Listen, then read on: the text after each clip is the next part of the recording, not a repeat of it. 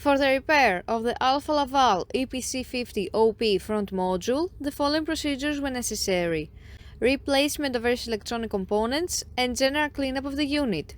For testing, we add a 24-volt DC power supply. As soon as we turn it on, the unit reacts and the screen lights up.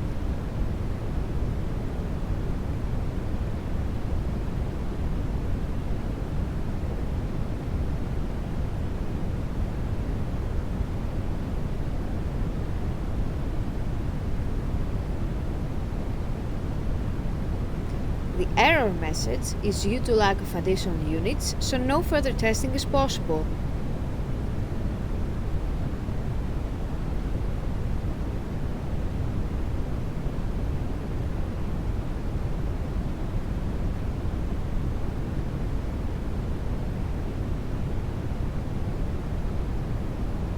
It is now clear that the front module is working successfully and is ready to be delivered to the customer.